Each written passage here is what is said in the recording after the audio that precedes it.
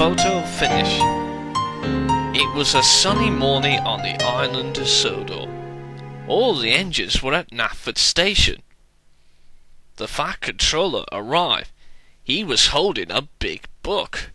"Good morning, engines," he boomed. "I have something to show you all. It is a book called Great Railways. Inside, there are lots of photographs of really useful mainland engines, including Stepney, Flying Scotsman, Wilbert, and the City of Truro." The engines were amazed. "Today, a photographer is coming to Sodor," continued the Fat Controller. "He will be taking photographs of you all. The photographs will go into Sodor's very own Great Railways book. You all have jobs to do. Puff proudly and huff your hardest, and don't delay. The photographer must leave at tea time." The engines were very excited. "I hope the photographer will take a photograph of me delivering the mail," peeped Percy. "I will be photographed because I'm the brightest red engine on Sodor," boasted James. "And I will be photographed because I'm the Sodor's only steam tram," puffed Toby. Thomas smiled with his friends.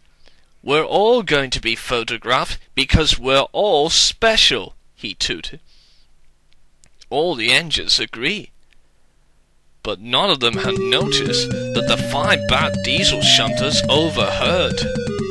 "I don't believe it," muttered Harry. "What's those steamies got that we Diesel haven't?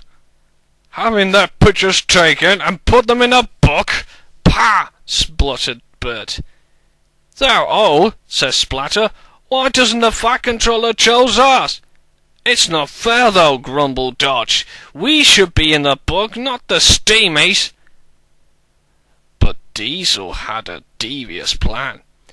"I'm going to be in all the photographs more than the steamies," oiled Diesel, and he rolled away to collect his fuel tankers.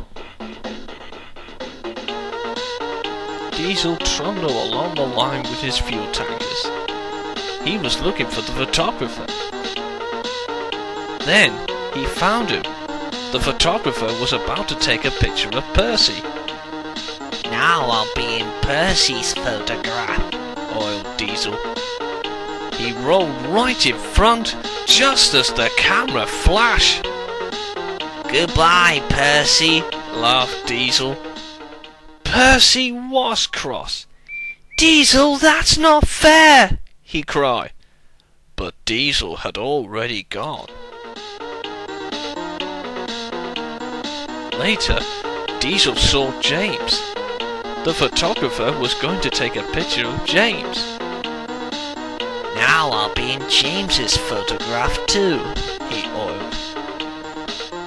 He rolled in front of James just as the camera flashed. "Goodbye, James," laughed Diesel. James was cross.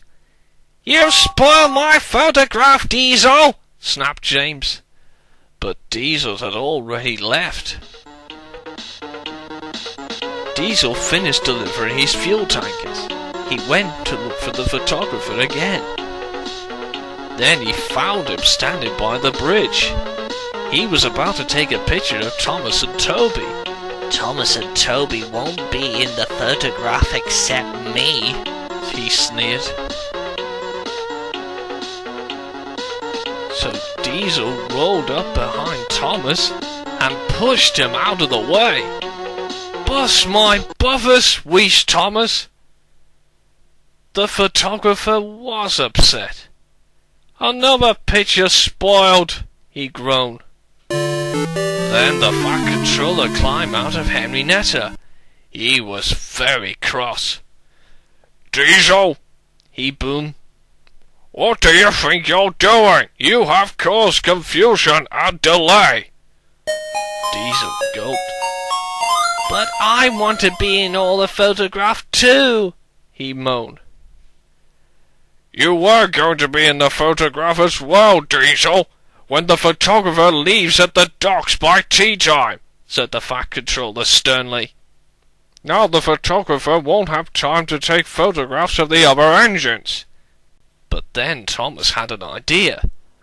I could take the photographer, sir, he tooted. Then the other engines can have their photographs taken before tea time. That's a wonderful idea, Thomas, beamed the Fat Controller. The photographer smiled as well. So Thomas took the photographer across the island to all of his steamy's friends.